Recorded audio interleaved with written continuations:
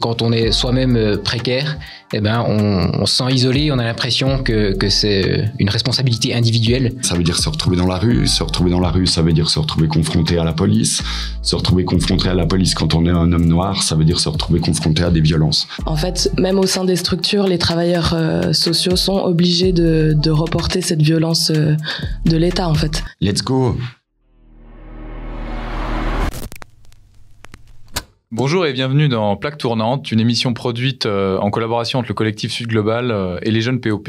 Aujourd'hui, on va vous parler d'un sujet qui est peu traité dans les médias mainstream, c'est celui du sans-abrisme dans un des pays les plus riches au monde, la Suisse. Alors en 2022, la Confédération estimait le nombre de personnes en situation de sans-abrisme à 2200.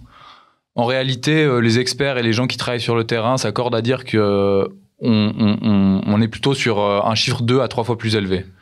Donc en gros, la Suisse, c'est pas une exception dans le monde et ça malgré sa richesse. Alors aujourd'hui, on va essayer de comprendre comment ça se fait qu'il y ait autant de sans-abri alors qu'on est censé être une des nations les plus riches du monde. Et tout ça en analysant ce qui produit ces situations, les parcours qui conduisent à ça et aussi les structures qui produisent le sans-abrisme.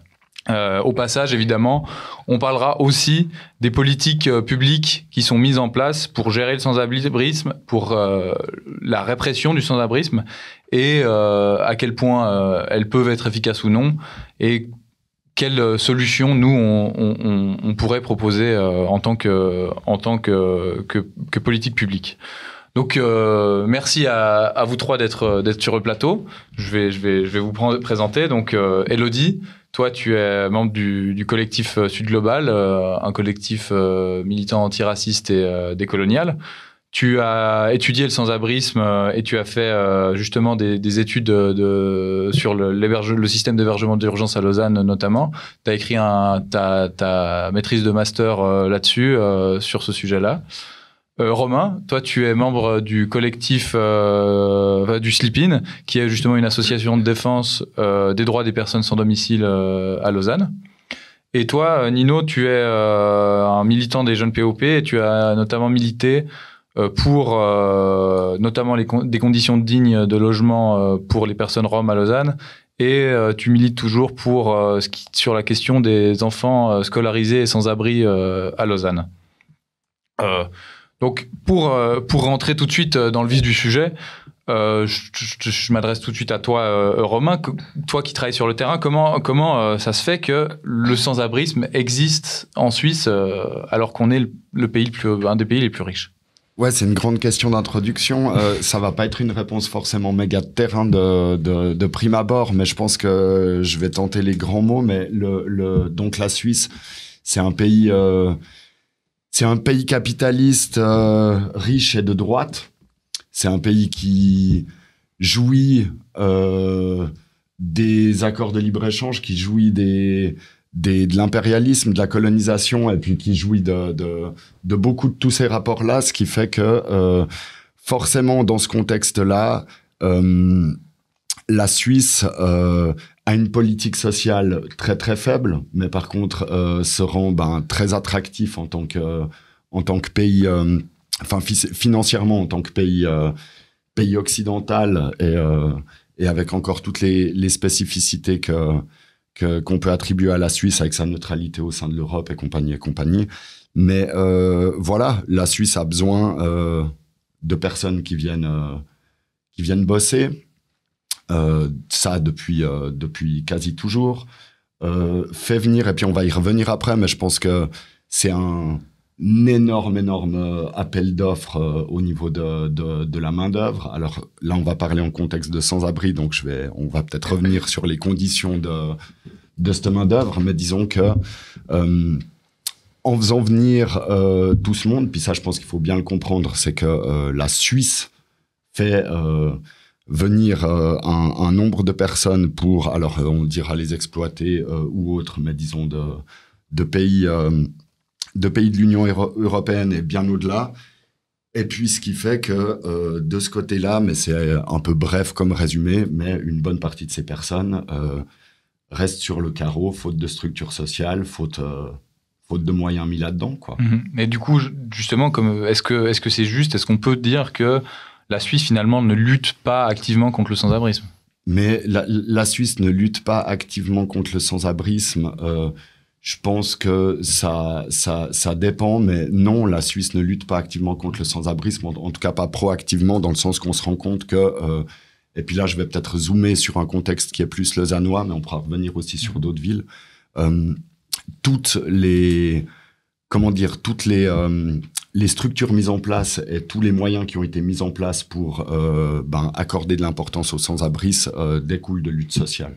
Oui, est-ce que tu pourrais nous parler un petit peu de... qu'est-ce que c'est la situation un peu du sans-abrisme en Romandie de manière générale? Toi, tu connais bien la situation à Lausanne. Un petit peu, quels sont le profil des gens qui sont touchés, puis aussi... la réponse, un peu le système de gestion de ces gens, on peut parler notamment des logements d'urgence. Toi, quelle est la situation un petit peu sur Lausanne, sur le terrain? Qu'est-ce que tu constates au niveau du profil de ces gens? Sur Lausanne, on constate maintenant, je pense, la même chose depuis plus d'une dizaine d'années. C'est premièrement un manque de place d'hébergement d'urgence. Alors, hébergement d'urgence qui est une des solutions qui a été prônée dans les années 90 pour ce qui est du canton de Vaud, mais qui reste. Est-ce que tu peux nous expliquer un petit peu ce que c'est justement ces logements d'urgence, parce qu'on en a parlé un petit peu, mais concrètement, pour que les gens comprennent de quoi il est question?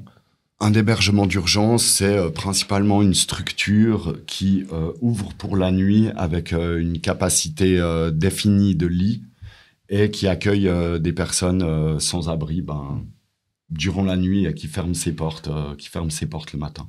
Donc voilà, c'est principalement ça. Ensuite, pour répondre plus pleinement à la question, un manque récurrent de place depuis plus d'une dizaine d'années.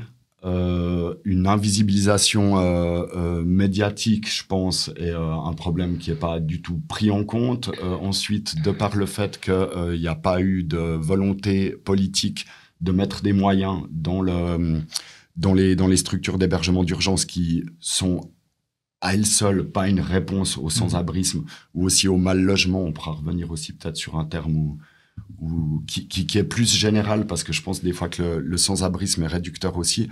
Mais ce qui fait que les villes et Lausanne, et puis ça, c'est les complexités qu'on abordera peut-être plus tard, mais disons que au lieu de créer plus d'hébergements, à prioriser les personnes et à catégoriser les gens plutôt que de mettre des moyens dans des lits. Ouais. Et ça, justement, toi, Elodie, c'est un sujet que tu connais assez bien, l'accès au logement d'urgence et au logement. Est-ce que tu pourrais nous en parler un petit peu les catégories, justement, tu as évoqué ces catégories et ces priorités. Est-ce que tu pourrais nous expliquer comment fonctionne ce système? Il y a quelque chose qui s'appelle le bureau des réservations, qui est donc géré par la ville de Lausanne. Et puis, donc c'est un système qui a 4 catégories. Donc la première catégorie, c'est les personnes qui sont résidentes dans le canton de Vaud ou des personnes qui ont la nationalité suisse ou un titre de séjour valable. Et donc c'est la catégorie G1, ils appellent ça comme ça. Et puis donc c'est la catégorie qui est favorisée dans le système d'hébergement, dans la mesure où elle peut réserver des nuitées pour une période de temps qui est plus longue. Ensuite, il y a la catégorie G2, donc c'est les personnes non résidentes vulnérables. Il y a les femmes, les enfants et les personnes qui ont plus de 60 ans. Et puis aussi, j'oublie quelque chose. Ah oui, les personnes qui souffrent de problèmes de santé, par exemple. Donc ça, c'est la deuxième catégorie. Et puis la troisième catégorie, c'est le groupe G3. Donc c'est principalement les hommes seuls, sans titre de séjour. Et c'est la catégorie qui est représentée le plus dans la population sans-abri. Et puis, en fait, ce système de réservation, il favorise clairement les personnes qui ont la nationalité. Donc voilà, c'est un système qui repose vraiment sur une hiérarchie raciale, finalement. Voilà, au niveau de l'accès, en fait, au service qui est proposé. Oui, on reviendra justement un peu plus tard sur comment sur cette question de hiérarchie raciale et du profil exact des gens qui sont concernés par ça. Il y a aussi ce système de logement d'urgence et aussi la question d'accès aux soins finalement pour le sans-abrisme. Est-ce que peut-être toi, Romain, tu aurais peut-être quelque chose à dire sur en quoi aussi vivre dans la rue, c'est déjà une difficulté pour la santé, et aussi quel est le rapport peut-être aux soins et au domaine hospitalier des gens qui vivent dans la rue? Alors, je veux bien essayer d'esquisser quelque chose. Après, je suis pas un expert, mais disons que forcément que l'accès aux soins et puis que la rue, et quand on dit la rue, enfin pour moi, je mets dans le panier les hébergements d'urgence, dans le sens où je pense qu'une des grandes données là, c'est qu'ils ferment le matin. Donc le reste du temps, c'est aussi la rue. Donc oui, il y a la nuit, mais il y a la journée. Et pour une grande partie de la population qui fréquente les hébergements d'urgence, les nuits ne sont pas assurées non plus, vu que, comme on l'a dit avant, et de par la hiérarchisation des personnes et de par le manque de place, il y a des personnes qui sont à la rue tous les soirs, un grand nombre d'ailleurs. Par rapport à ça, voilà, c'est sûr que c'est la santé physique et la santé mentale qui s'abîment, qui peut s'abîmer très vite.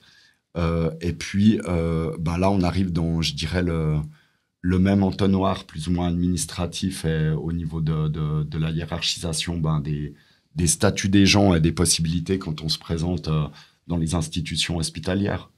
Et ce qui fait que, de part aussi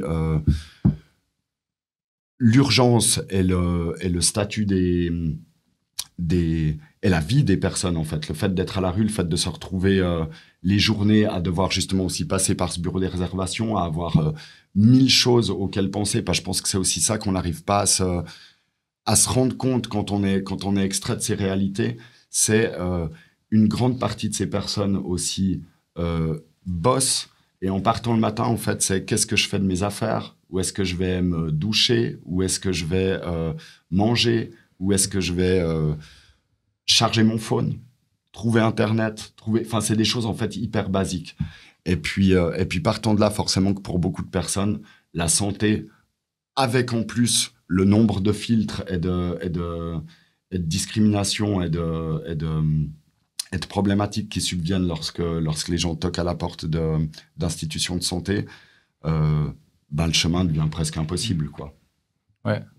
Et justement, pour continuer un petit peu sur sur les difficultés que peuvent rencontrer les personnes qui vivent à la rue, en plus du simple fait de vivre à la rue, j'aimerais bien aborder un peu la dimension de la répression que ces gens peuvent vivre. Nino, je sais pas, peut-être tu peux nous parler un peu dans quelle dimension ces gens font face à un État qui ne veut pas d'eux.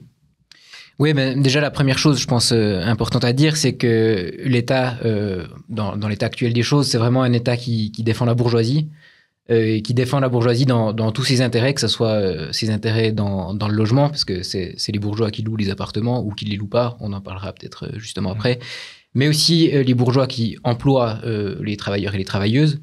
Et justement, cette répression, elle vise à, en partie, invisibiliser la pauvreté et la précarité qui existent en Suisse.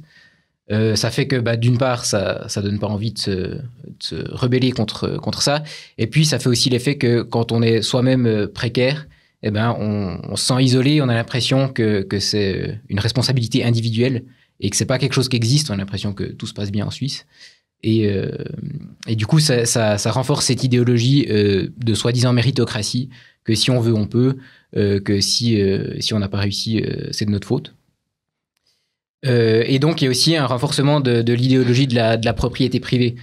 Par exemple, on peut penser à des gens qui essayent de trouver des solutions d'hébergement un peu alternatives, comme des squats ou des choses comme ça. C'est des choses qui remettent en question la légitimité des propriétaires d'immeubles à posséder ces immeubles, à en tirer de l'argent. Et puis, du coup, il faut que l'État assure cet ordre-là, assure que cette propriété privée est garantie pour les bourgeois, pour les propriétaires. Et donc, c'est aussi à ça que ça sert, cette répression, c'est à tuer toute contestation possible. Donc, pardon, j'ai encore un autre point. C'est aussi que c'est C'est aussi pour défendre l'intérêt, par exemple, des petits commerçants qui font beaucoup de pression sur les pouvoirs publics parce qu'ils ont peur que avoir des gens dans la rue, ça nuise à leur commerce. Et donc, c'est aussi... là encore, on voit que l'État est au service de la bourgeoisie dans ce sens-là. Oui, ça, par exemple, on l'a vu très récemment, je pense, avec le durcissement de la loi sur la mendicité à Lausanne, qui a ajouté dans son texte, par exemple, l'interdiction de mendier à proximité des commerces. Et ça, on voit là, je pense, l'action d'une volonté de protéger ces commerces. Après, très concrètement, est-ce que est-ce que vous pourriez illustrer un peu à quoi ressemble cette répression? Je sais que, par exemple, peut-être dormir dans la rue, on dit que c'est quelque chose de pas forcément légal. Je sais pas, peut-être Romain, par exemple, l'intervention on ne laisse pas les gens dormir dans la rue, on les amende, on les arrête parce qu'ils dorment dans la rue à Lausanne, par exemple. Je sais pas si tu pourrais en parler un petit peu. C'est une des manières c'est une des manières dont la répression est exercée, mais forcément que c'est un des gros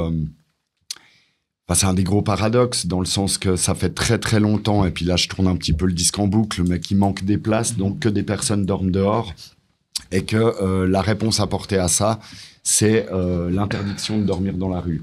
Donc c'est aussi des revendications qui sont portées par différents collectifs depuis longtemps, donc de lever cette interdiction-là. Interdiction qui perdure, donc on a eu des moments où les politiques nous assurent que la police, entre guillemets, ne fait pas son travail, c'est-à-dire ne les amende pas, n'essaye pas de... C'est en tout cas pas ce qu'on vit sur le terrain avec le témoignage des personnes, et cette politique perdure, et elle est extrêmement péjorante sur typiquement la santé des personnes.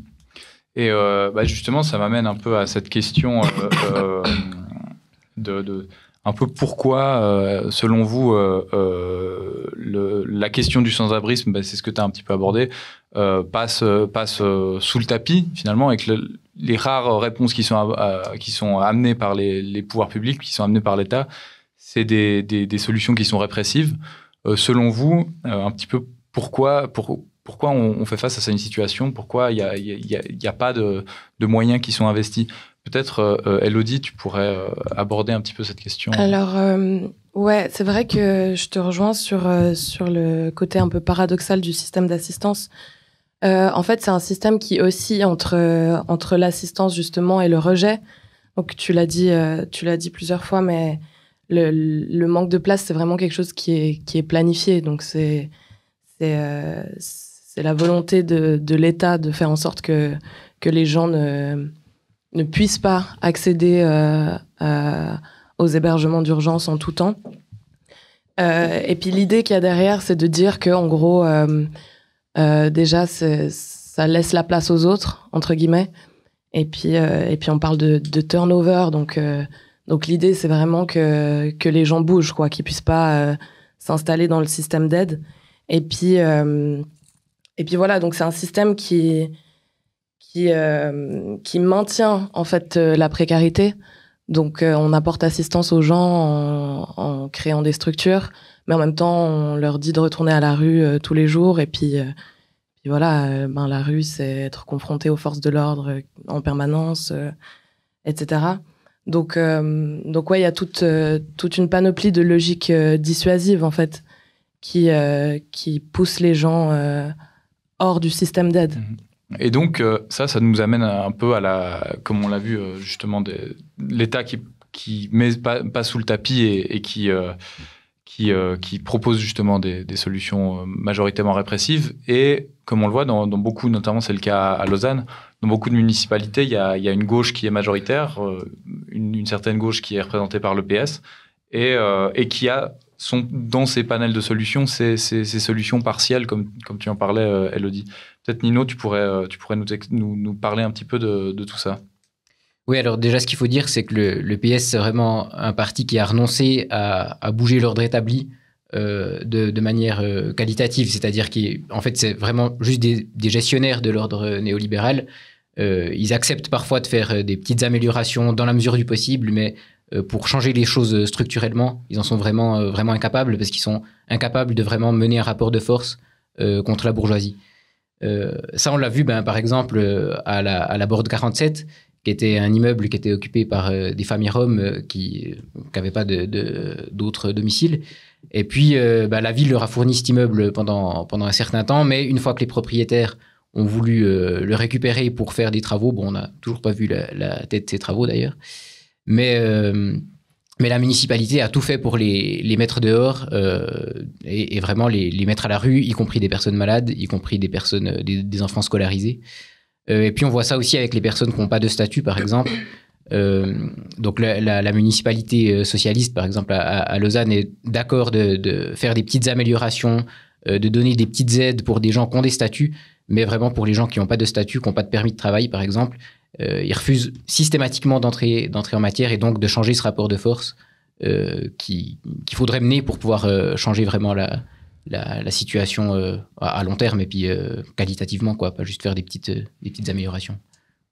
Et puis, justement, ce genre de rapport à ces politiques sociales, à ces politiques de services sociaux, ça mène aussi à une forme de caritative, une charité de l'aide, une dépolitisation de l'aide. Je crois que, Romain, toi, tu voulais parler un petit peu de ce sujet de la dépolitisation, de comment ces services sociaux sont dépolitisés en Suisse. Ouais, mais je crois que ça a été très bien dit. Et puis, en fait, ça permet aussi une posture qui est hyper confortable en fait pour les personnes au pouvoir et puis pour les personnes qui y travaillent un petit peu dans toute la chaîne des travailleuses sociales. C'est-à-dire que la charité, en fait, c'est aussi l'individualisation des personnes. Et puis, ça a été très bien dit en début d'émission aussi sur ce truc de qui veut peut. Et ce qui fait que la charité, elle permet un sentiment passablement pervers, justement, un petit peu d'apitoiement, de tristesse, de paternalisme vis-à-vis des personnes. Et elle permet très, très rarement la colère envers les structures. Parce qu'en fait, je pense qu'il n'y a pas besoin de faire un dézoom méga large pour se rendre compte que c'est des structures de pouvoir qui créent le sans-abrisme, le mal-logement et d'autres.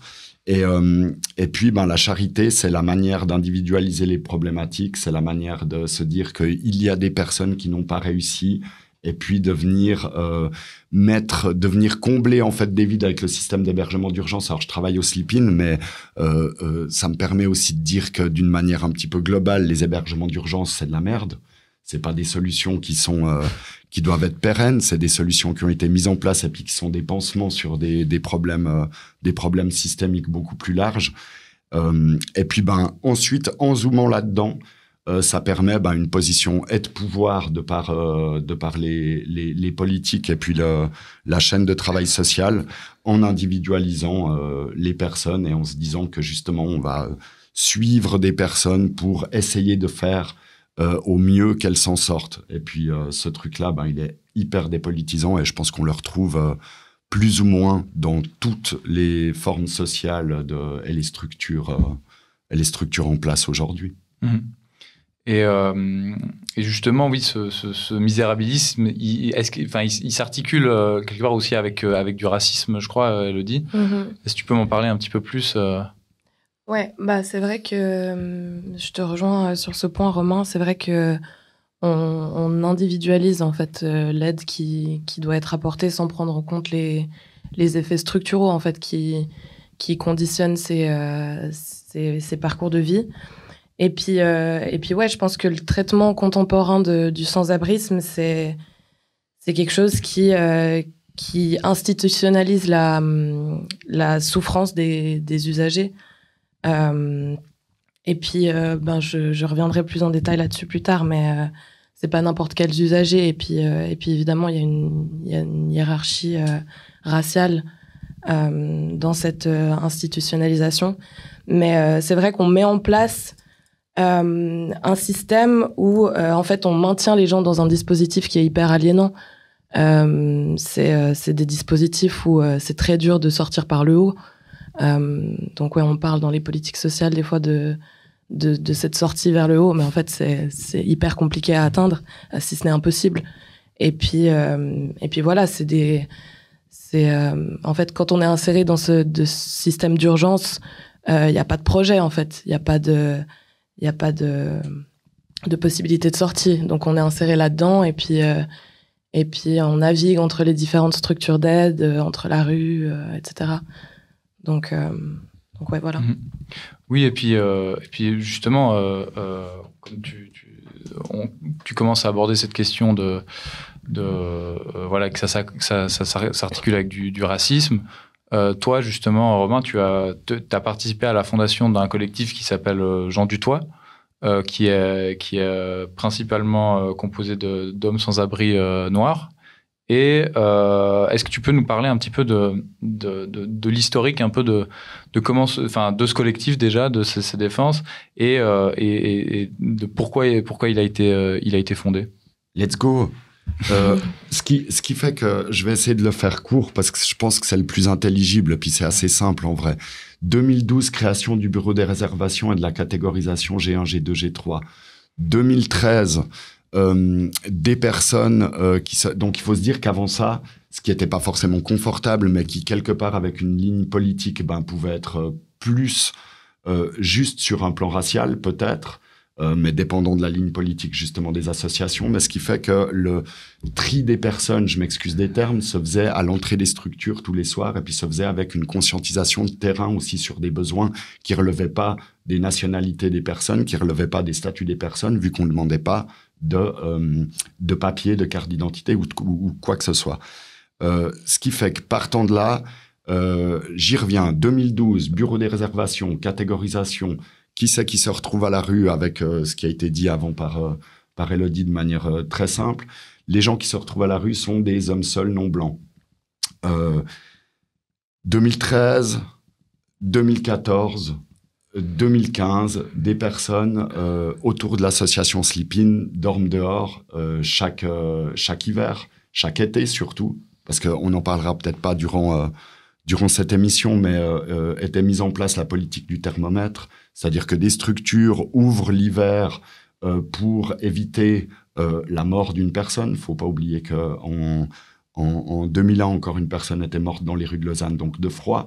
Donc voilà, là, on lutte contre le froid et on lutte surtout pour l'image et on ouvre plus de structures durant l'hiver. Ces structures ferment, ça dépendait les années, mais disons que fin avril, ces structures ferment. Et ces structures, on parle de, suivant les années, entre 40 et 150 à 200 personnes. C'est-à-dire c'est un dispositif qui double durant l'hiver en termes de place et qui ferme en avril en disant, et on en revient aussi avec dormir dehors, l'interdiction, tous les trucs. En gros, c'est cette politique de découragement qui dit, en gros, partez, partez. Il n'y a pas de place pour vous. Les gens ne partent pas, les gens trouvent des solutions autres, encore plus précaires, qui sont souvent la rue. Les personnes dorment autour du sleep-in. 2015, avril 2015, les personnes se retrouvent de nouveau à la rue avec la fermeture de ces hébergements hivernaux. Les personnes dorment autour du sleep-in. On se dit, qu'est-ce qu'on fait avec tout ça? Parce que forcément qu'avec notre mandat, donc on est subventionné, on est une asso, mais on est subventionné par la ville de Lausanne, aujourd'hui le canton. Donc avec des directives où on reproduit quand même une bonne partie des violences systémiques, où on nous demande en tout cas de les reproduire. Et on se dit, en fait, non, on ne va pas demander à ces personnes de quitter le jardin. Quitter le jardin, ça veut dire se retrouver dans la rue. Se retrouver dans la rue, ça veut dire se retrouver confronté à la police. Se retrouver confronté à la police quand on est un homme noir, ça veut dire se retrouver confronté à des violences. On tolère, enfin, je ne vais pas nous jeter des fleurs, on tolère, on n'est pas dans un truc beaucoup plus héroïque que ça, les personnes qui dorment autour du sleep-in. En plus de tolérer, on va gentiment s'organiser avec elles dehors, avec des réunions, pour mettre en place d'abord un truc hyper basique qui est de la cohabitation. C'est-à-dire on a 35 personnes à l'intérieur au sleep-in par nuit, et là on a 30 personnes à l'extérieur, le même nombre de personnes.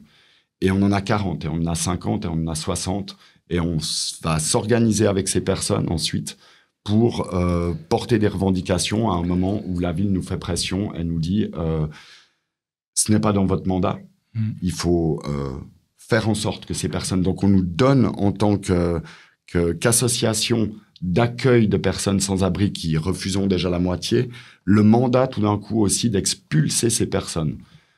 Chose à laquelle il était assez facile éthiquement et politiquement de dire non.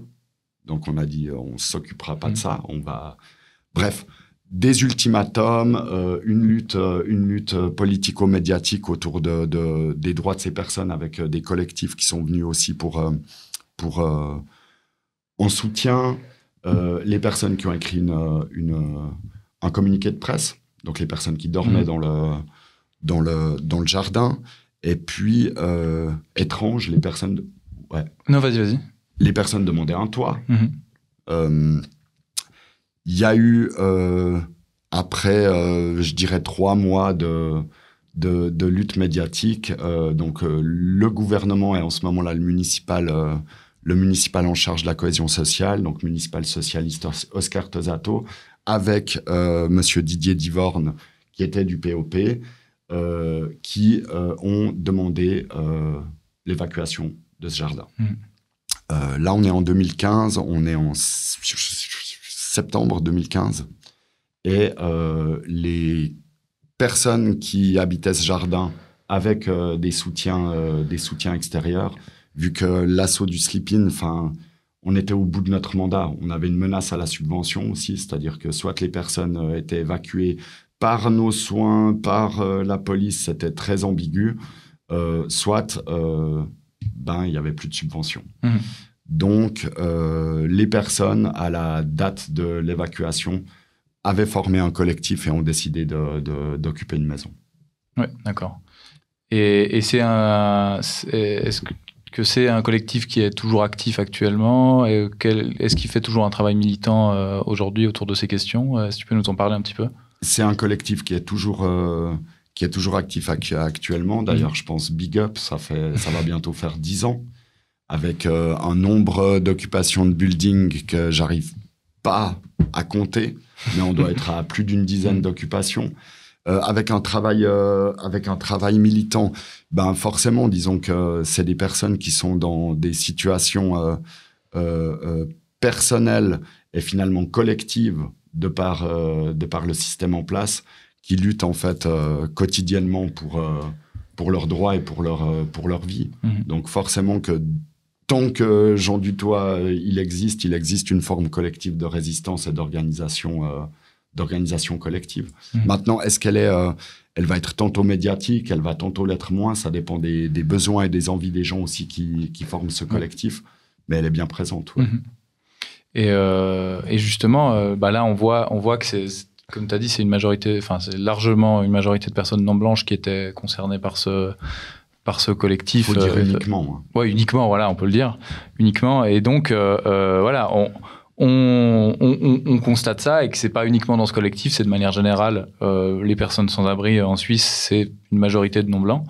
Et donc, Elodie, comment est-ce qu'on peut expliquer cette situation, cette surreprésentation de personnes non-blanches dans les personnes sans abri? Alors, on peut l'expliquer de plusieurs manières. Je voudrais d'abord revenir sur la définition de l'état racial intégral qui est faite par Ouria Boutelja. Donc, l'état racial, donc il a un versant raciste.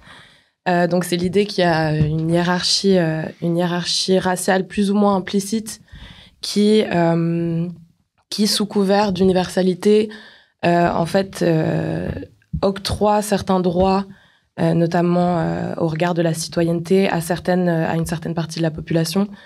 Et donc, il y a un système d'avantages et de désavantages, en fait, basés sur la race, où, effectivement, les personnes blanches sont favorisées. Donc voilà. Et puis, le côté intégral, donc c'est un concept qu'elle reprend de Gramsci. Mais l'idée d'intégralité, c'est que, en fait, la mise en place de ce système racial doit son fonctionnement, en fait, à la collaboration entre la société civile et la société politique. Donc c'est l'ensemble du système en fait social, économique et politique qui fait que l'état racial peut perdurer. Et donc dans cet état racial intégral, les populations non blanches sont clairement défavorisées. Et puis ça se voit par exemple, on peut mentionner la loi fédérale sur l'asile. Donc les personnes qui ont un titre, qui sont en demande d'asile par exemple, ont droit à une aide sociale. Mais la loi stipule que cette aide sociale est inférieure aux personnes résidentes suisses. Donc ça, c'est une forme d'institutionnalisation raciste. Et puis Ouria insiste sur le fait que en fait, ça marcherait pas s'il y avait pas de collaboration avec la société civile. Et c'est là où on en vient à ce que tu disais aussi avant, Romain, c'est que en fait, même au sein des structures, les travailleurs sociaux sont obligés de reporter cette violence de l'État, en fait. On en parlait avec le fonctionnement du bureau des réservations qui favorise clairement les personnes blanches. Donc ouais, voilà, c'est pas seulement l'État, disons, qui arrive à faire perdurer cette hiérarchisation raciale. Mais c'est aussi, même au sein des structures, les travailleurs et les travailleuses sociaux qui doivent reporter cette violence, en fait, sur la population non blanche. Et justement, c'est un peu ce que tu abordais en tout début d'émission aussi, le fait que la Suisse est un pays qui importe énormément de main-d'œuvre. Peut-être que tu voudrais, Elodie, en parler un peu de ces parcours migratoires qui amènent aussi à avoir énormément de non-blancs en Suisse qui se retrouvent des fois contraints à être ici. Ouais, ça a été esquissé tout à l'heure, mais c'est vrai qu'on a majoritairement des hommes, donc environ 80% des personnes qui fréquentent les structures, c'est des hommes qui ont un parcours migratoire et qui sont aussi souvent requérants d'asile. Donc, c'est une grande majorité qui n'a pas la nationalité, qui n'a pas de titre de séjour valable. C'est notamment aussi beaucoup des personnes qui viennent d'Afrique. Il y a aussi la Roumanie dans les nationalités principales. Et puis, ouais, le fait qu'il y ait cette surreprésentation au sein des structures, comme je le disais tout à l'heure, ça vient du fait qu'on est dans un système qui est raciste et qui limite en fait l'accès à certains, l'accès au logement, l'accès à l'emploi, c'est des choses qui sont plus compliquées quand on fait partie de la population non blanche.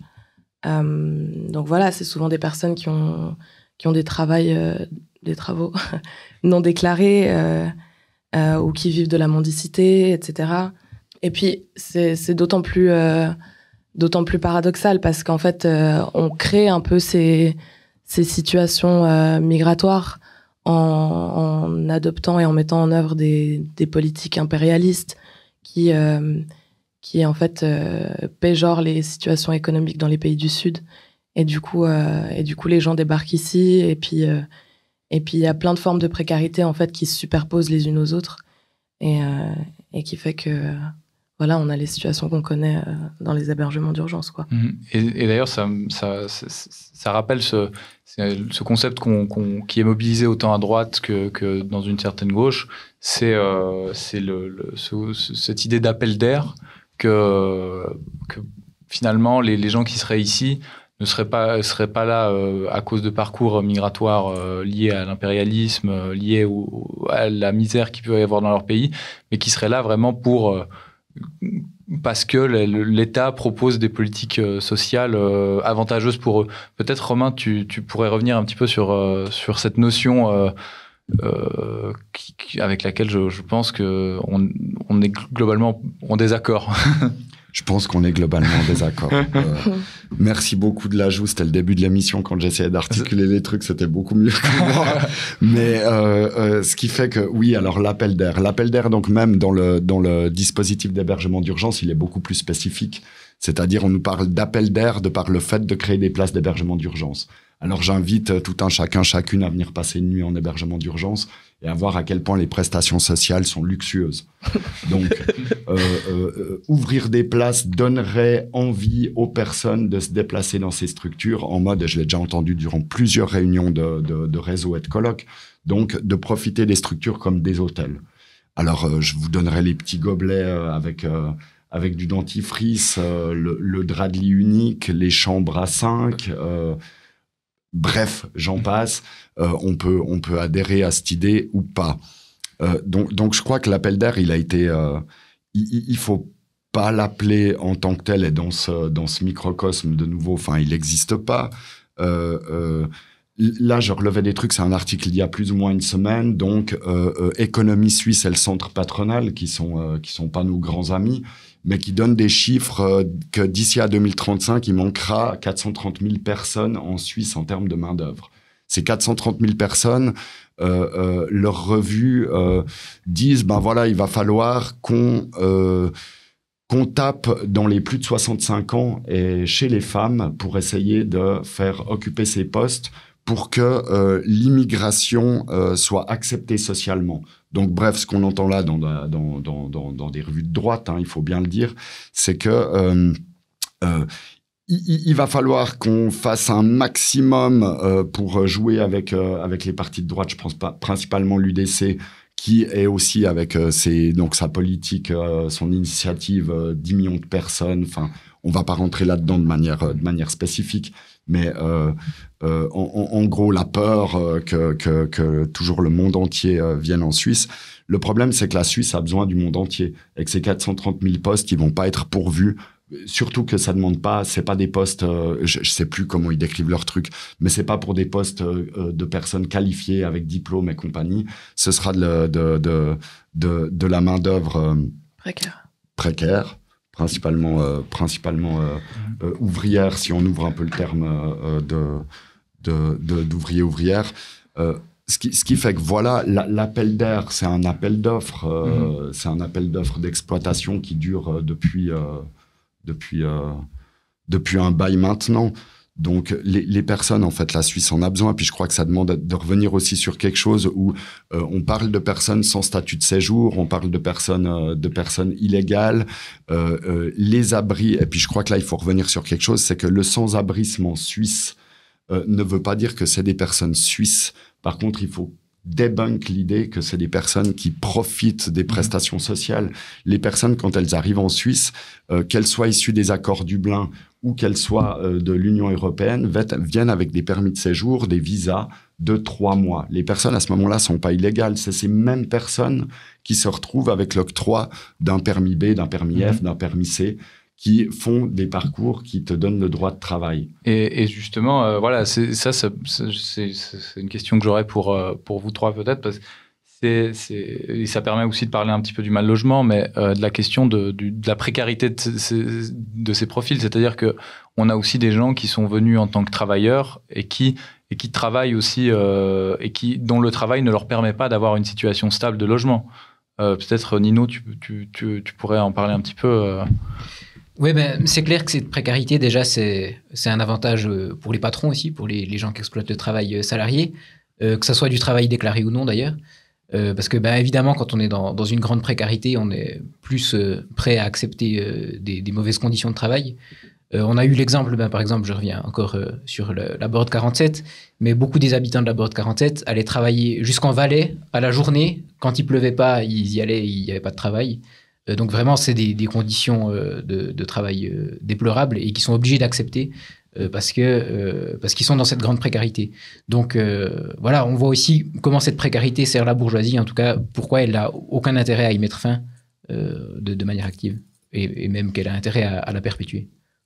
Et que justement, cette précarité peut se traduire par des situations qui ne sont pas forcément du sans-abrisme, mais du mal-logement, comme tu en parlais aussi. Peut-être tu ne voulais pas définir un petit peu ce que c'est le mal-logement pour que ça soit clair pour tout le monde, parce que c'est un terme qui ne s'explique pas forcément de lui-même.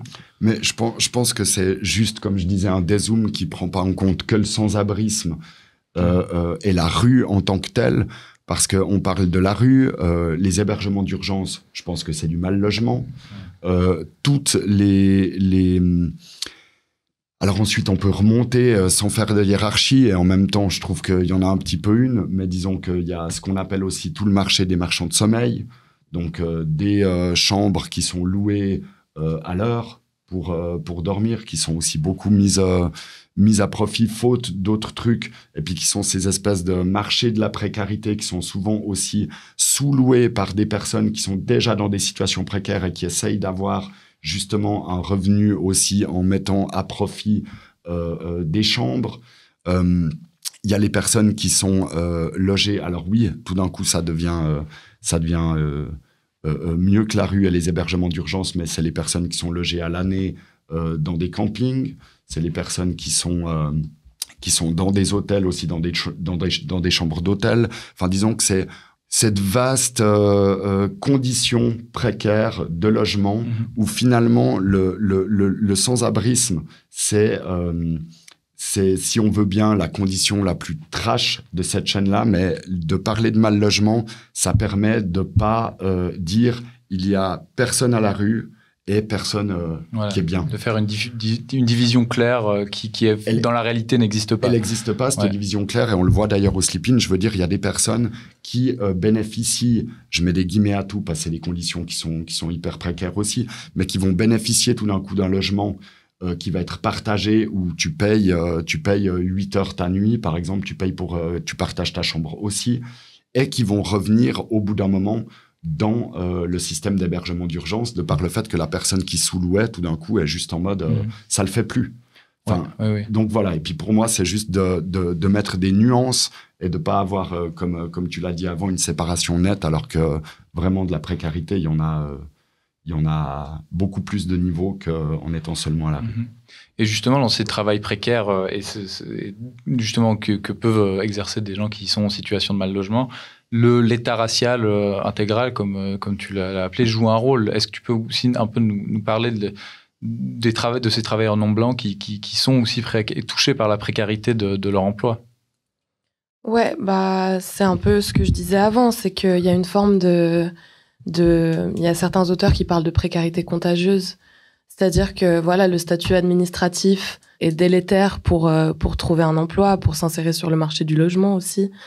Donc voilà, il y a toute une ribambelle de discrimination raciale à l'emploi, au logement, qui font que c'est une population qui est maintenue en fait dans une forme de subordination et de précarité. Et justement, pour essayer de voir un petit peu plus loin que on a vu un petit peu ces structures qui nous poussent, qui produisent ce sans-abrisme et ce mal-logement, cette précarité. Donc, comme tu l'as dit, l'État racial intégral, le rapport de l'État avec la protection de la propriété, de la protection, de la répression de toute forme de récupération du logement, par exemple le squat, ce genre de répression. Est-ce que on a des vraies solutions pour lutter contre le sans-abrisme? Déjà, est-ce que ça est possible, imaginable sous le capitalisme, d'avoir des solutions viables? Et est-ce que, j'ouvre la discussion. Je pense que c'est quelque part un des sujets les plus vastes, parce qu'on pourrait sûrement en parler des heures. Mais du coup, Nino, peut-être toi, est-ce que tu penses que le sans-abrisme sous le capitalisme, est-ce que c'est possible d'y mettre un terme?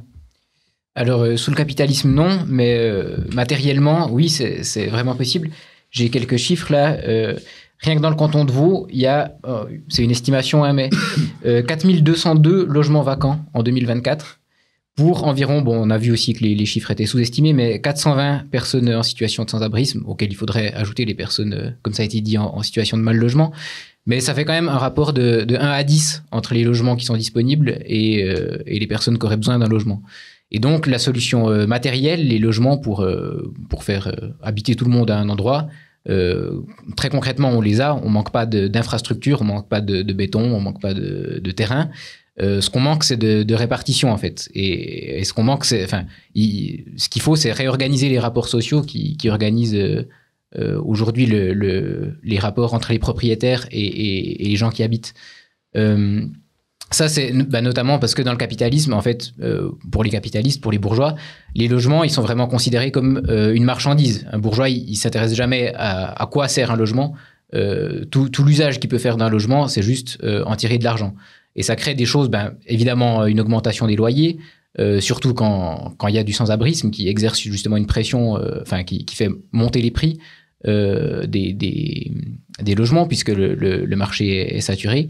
On voit aussi qu'il y a toujours cette contradiction entre la logique marchande, mais aussi le droit au logement, par exemple, qui est garanti par la Constitution vaudoise, par la Constitution genevoise.